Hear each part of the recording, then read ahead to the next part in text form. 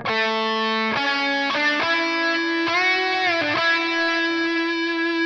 the name of Allah who is the most beneficent and the most merciful।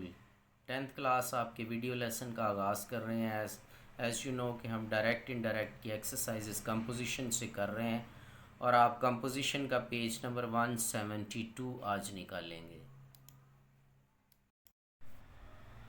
Students, page number 72 पर आपको ये दिखाई दे रहा है point number 4 in reporting questions. आज हमारा जो टॉपिक है वो इंट्रोगेटिव सेंटेंसेस हैं which are rather confusing for some students. दो किस्म के क्वेश्चन सेंटेंसेस होते हैं, पहले हम उनका जायज़ा लेंगे और फिर उनकी जो फार्मेशन है वो देखेंगे। बिगनिंग विद हेल्पिंग वर्ब्स, कुछ ऐसे क्वेश्चन इंट्रोगेटिव सेंटेंसेस होते हैं जो हेल्पिंग वर्ब से शुरू होते हैं। तो हेल्पिंग वर्ब से जब शुरू होंगे तो वी प्लेस वेदर और if after the object of reporting verb. तो हम कॉमर्स की जगह या तो वेदर का लफ्ज़ लगा देंगे या फिर इफ़ का लगा देंगे। आमतौर पर ज़्यादा इफ़ का लगाया जाता है कॉमर्स की जगह इफ़।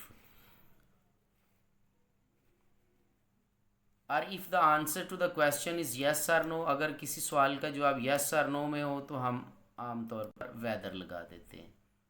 और if after the object of the reporting verb, यानी कॉमास की जगह पर सिंपली आपने ज़हन में रखना है कि वेदर या इफ़ का लफ्ज़, और इफ़ को आप माइंड में रख लें, कॉमास की जगह इफ़ लगाना है। अगर आपका सेंटेंस इंट्रोगेटिव है यानी सवालिया है।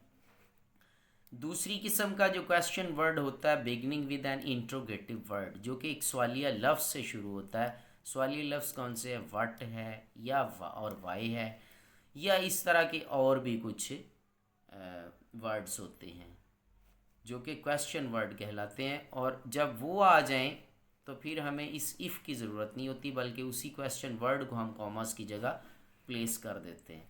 However the reporting verb is changed into asked और इंक्वायर्ड। तो हम रिपोर्टिंग वर्ब में आस्क कर देते हैं, सेड टू को आस्क्ड में बदल देते हैं। ये आपने ज़हन में रखना है। ये 2-3 पॉइंट ज़हन में रखने के बाद अब हम करेंगे इसकी एग्जांपल्स। ये कुछ एग्जांपल्स आपके सामने हैं, मैं इनकी रीडिंग करूंगा। स्टूडेंट्स, पहली एग्जांपल है he said will you listen to me. ये देखिए, ये इंट्रोगेटिव मार्क बता रहा है कि ये इंट्रोगेटिव सेंटेंस है, लेकिन ये इंट्रोगेटिव सेंटेंस शुरू हो रहा है हेल्पिंग वर्ब से। जब हेल्पिंग वर्ब से शुरू हो रहा होता है तो फिर हम कॉमर्स की जगह इफ़ या वेदर लगाते हैं और सेंटेंस को सिंपल फॉर्मेट में चेंज कर देते हैं। ही सेड को ही आस्क से बदला, क्योंकि ये बता रहा है कि ये क्वेश्चन है और ये पूछा गया है, तो इसलिए सेड को आस्क में बदल दिया। ही आस्क्ड मी, ये मी अगर आप ना भी लगाएंगे तो फिर भी आपका ये सही हो जाएगा सेंटर। ही आस्क्ड मी, और ये वेदर की जगह आप इफ़ भी पुट कर सकते हैं। ही आस्क्ड मी इफ़, और यू चूँकि सेकंड पर्सन प्रोनाउन है वो हमेशा मी से बदलता है। अगर यहाँ पर कोई भी प्रोनाउन नहीं है तो ये आई से बदला, और विल शैल जो होता है ये वुड से चेंज हो जाता है और उसके साथ फर्स्ट फॉर्म आती है। टू उसी तरह ही आ गया, और मी चूँकि फर्स्ट पर्सन प्रोनाउन था और उसको हमेशा इस सब्जेक्ट से बदलना होता है, तो यहाँ पर हम मी लगा रहे हैं। तो he asked me if I would listen to him, तो ये इंट्रोगेटिव मार्क जो है वो ख़त्म हो जाएगा।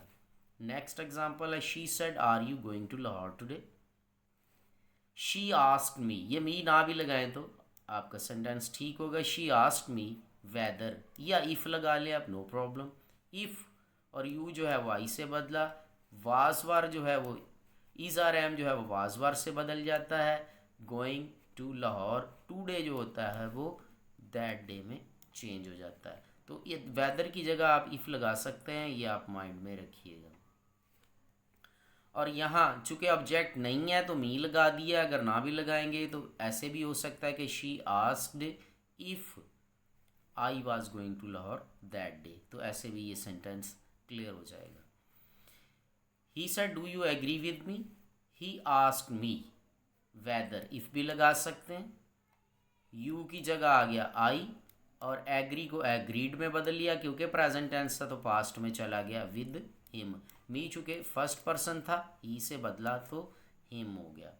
अगली एग्जांपल है he said to me what are you looking for. अब यहाँ देखिए कि यहाँ व्हाट से ये शुरू हो रहा है, ये दूसरी किस्म का इंट्रोगेटिव सेंटेंस है। पहली किस्म का इंट्रोगेटिव सेंटेंसेस जो थे ये सारे हेल्पिंग वर्ब से शुरू होते हैं, ये क्वेश्चन वर्ड से शुरू हो रहा है।